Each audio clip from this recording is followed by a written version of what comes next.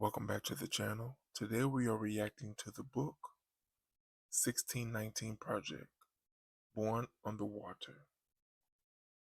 As always, be sure to like, share, watch more videos, and subscribe to the channel.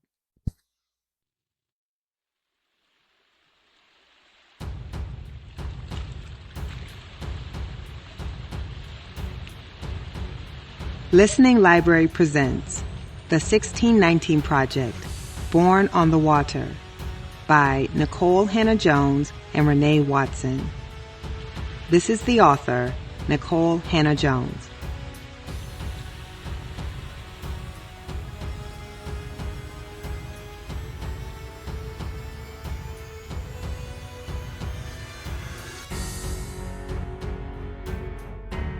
For Naja, Nikole Hannah-Jones.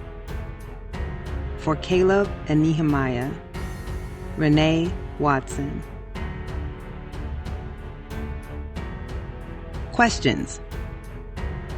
My teacher gives us an assignment. Who are you, she asks. Trace your roots. Draw a flag that represents your ancestral land.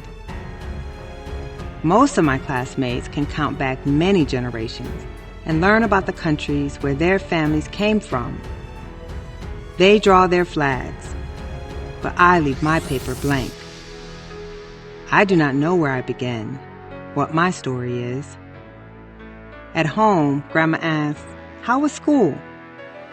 I tell her about the assignment, how I couldn't finish it, how I can only count back 3 generations here in this country, where my parents, my grandparents, and my great-grandparents were born.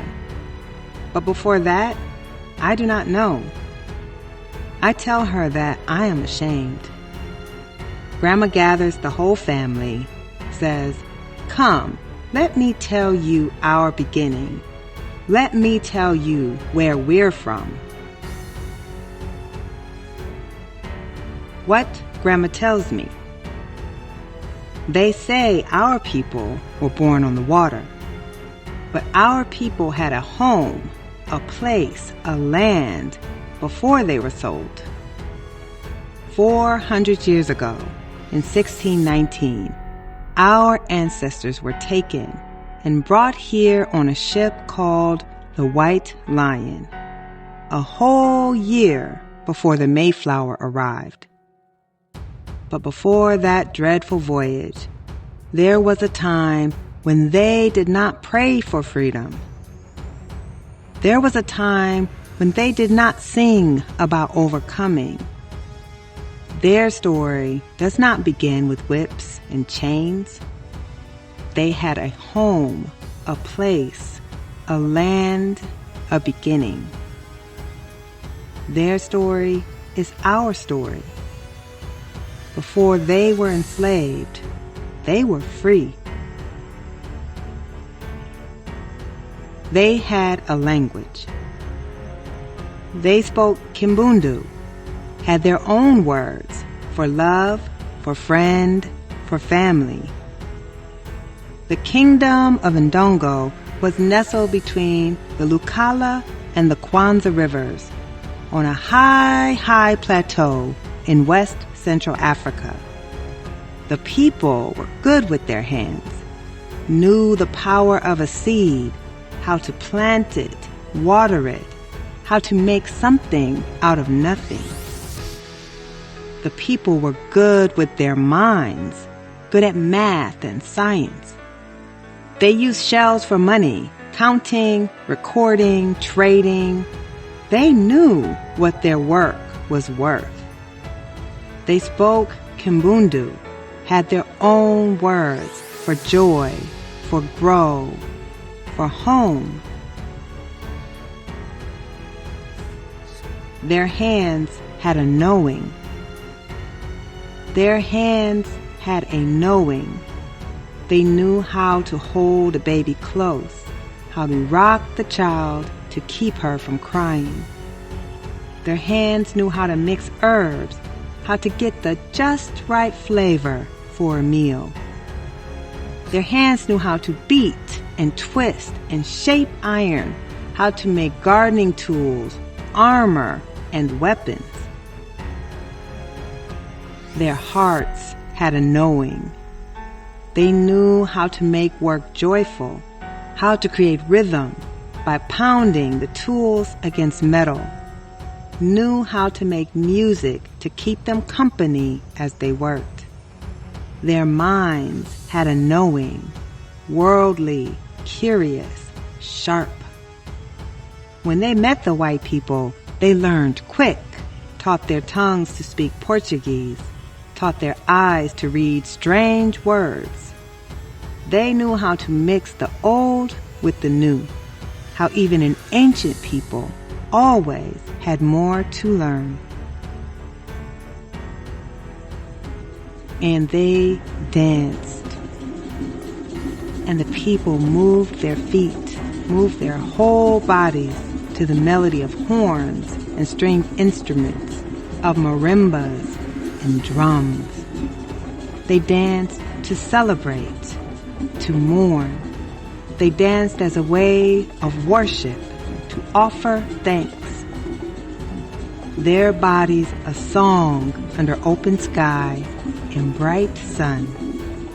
Their bodies a swaying testament to the beauty of creation. Stolen. And the white people took them anyway, kidnapped them, baptized them in the name of their God, stamped them with new names. Ours is no immigration story. They did not get to pack bags stuffed with cherished things, with the doll grandmama had woven from tall grass, with the baby blanket handed down from generation to generation, all the way back, so far back that it carried the scent of the ancestors. They could not hug their fathers and mothers, daughters and sons, hearts thumping in rhythm, clinging to that final sweetness before the parting. No promises whispered from mouth to ear of seeing each other soon. Just wails and sobs, confusion and wrists worn raw from shackles made of iron, feet split and bloody from the 200-mile march along the Kwanzaa River.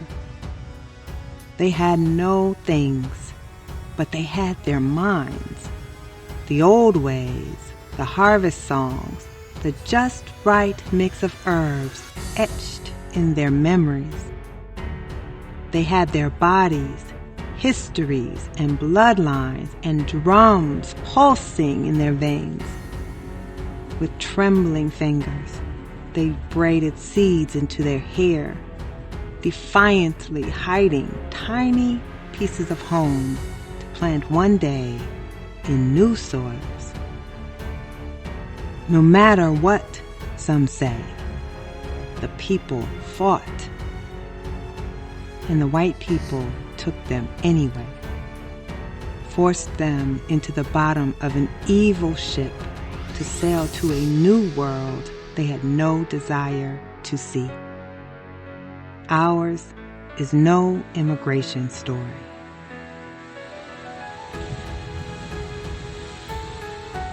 The White Lion. No one knows how long it took before they knew they would never see Ndongo again, never run along the high plateau, or throw their heads back in giggles with their best friends. Maybe it was the second month or the third when they had not seen their land or any land for so many days they could no longer count. Some could not bear the pain. They refused to eat. They shut their mouths until their hearts gave out. Others tossed themselves into the teal eternity of the Atlantic Ocean, swimming one last time with the ancestors.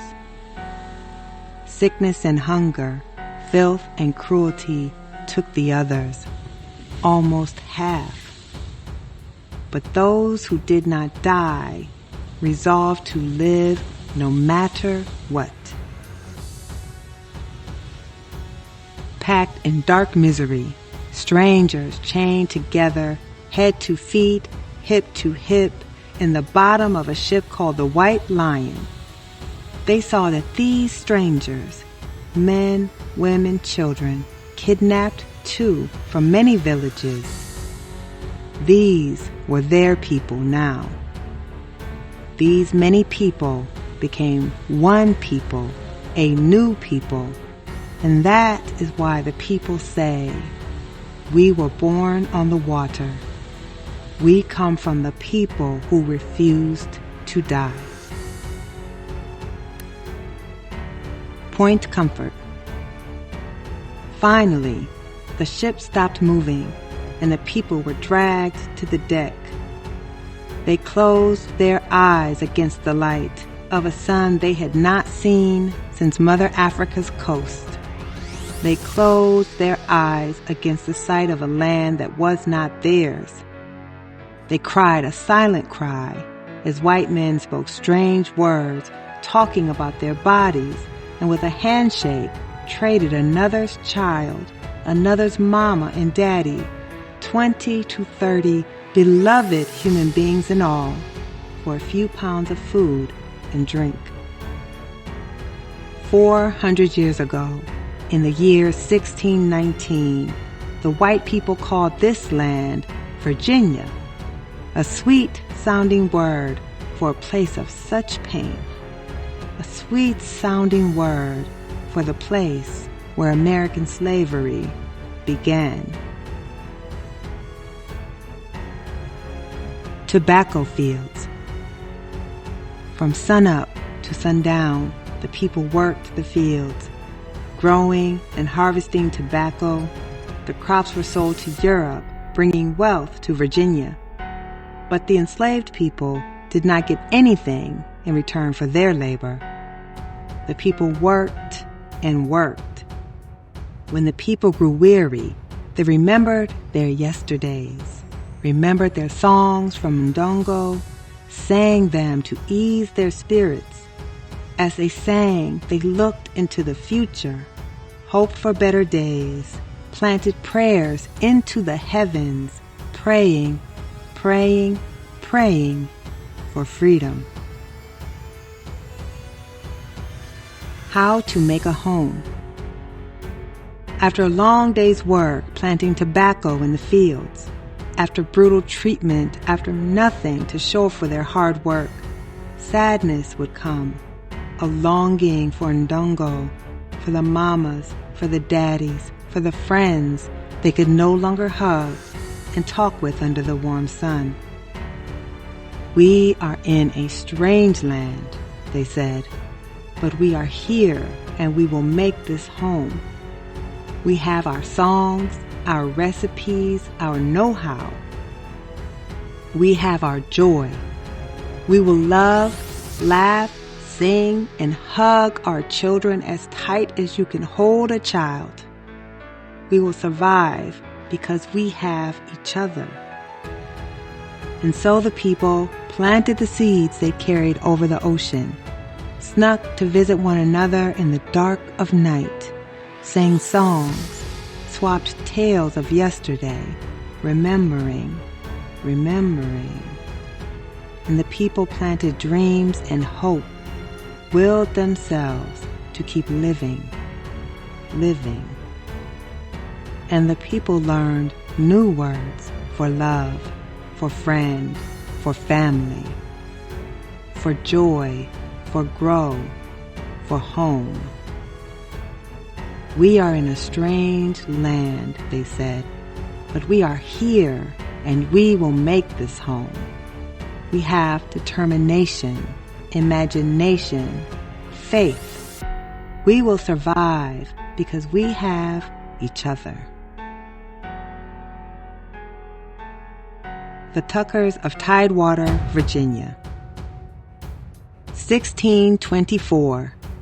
Anthony and Isabella, enslaved on the plantation of Captain William Tucker and his wife, Mary Tucker. Two ordinary people, forced to till the soil, forced to build a country they were not from, found a way to build a love for each other, to marry and create a family, a legacy. They did not know their family would be the start of a new people. They were just two ordinary people who had a son, a new beginning, a promise to live on and on. William Tucker. Hope is a promise, faith that a better day will come, belief that things will not always be this way. Hope is refusal to give up, to die out. Hope is a child born. Way back then, hope had a name, William Tucker. He was born to ordinary people, a man and a woman who were not free, but who believed in freedom, who were not free, but who believed that one day freedom would come, even if they never saw it. These two ordinary people gave life to an extraordinary child, a child not of Africa, a child not of Europe, nor of the native peoples already here, but a child of the new people formed on the water. The first black child born in the land that would become the United States. The first truly American child. Resist. Life was hard, and it would get harder for the generations to come. White people told the people they were not human, that the people were things to be bought and sold and given as gifts alongside horses and chairs. When the people were beaten, they said the people did not feel pain. When they sold the people's children, they said the people didn't love. These were lies they made up so they could feel okay about slavery. It is wrong, always and forever, to own human beings. It is wrong, always and forever, to treat human beings like things. The people fought back. For 250 years, the people resisted every day in ways big and small. For 250 years, the biggest resistance of all was that the people kept living. Legacy. And the people who were born on the water survived, kept living and living. It was illegal to teach enslaved people how to read, but they birthed generations of teachers and librarians, scholars and authors. They were broken-hearted, beaten and bruised, but they became healers, pastors and activists, doctors and counselors. No one could steal the people's joy. They wrote songs, created jazz and hip-hop, rhythm and blues. They became inventors and athletes, nurses and cooks, pilots and architects, farmers and housekeepers, singers and artists, dancers and poets, mathematicians and scientists. They passed on their stories through the stitch of a quilt, shared secret messages through songs. The people survived. The people fought. And because the people survived, and because the people fought, they finally got freedom. And because the people survived, and because the people fought, America has equality in the law. And because the people survived, and because the people fought, America began to live up to its promise of democracy. It is the people who fight for this democracy still.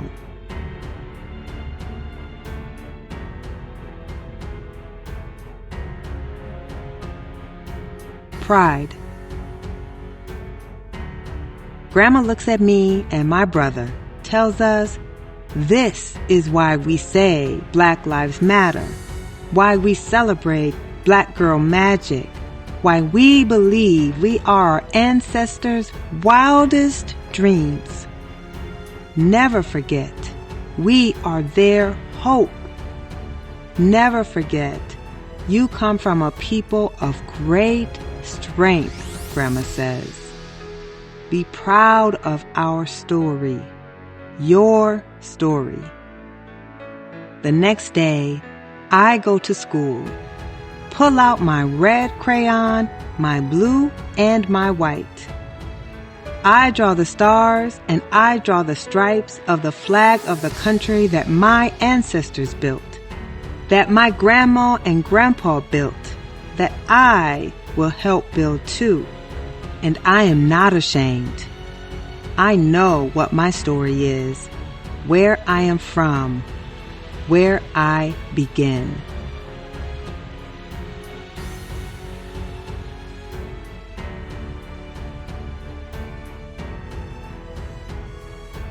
Author's notes.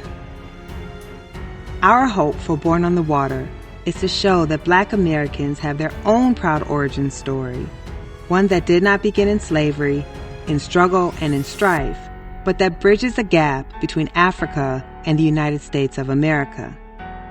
We begin this book with the rich cultures of West Africa, and then weave the tale of how after the Middle Passage, Black Americans created a new people here on this land.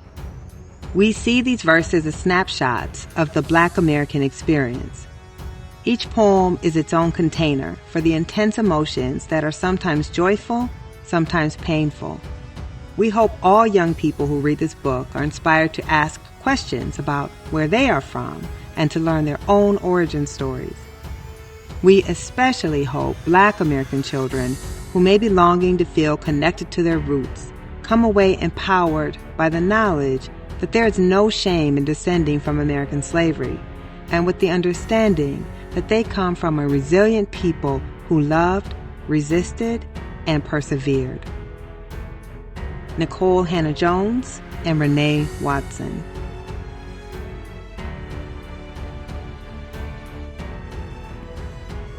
You have to admit that this is a beautifully written book. But can you imagine being born on the water or given a new name? I want you to take a moment and think about that. How would that make you feel? As always, like, share, watch more videos, and subscribe.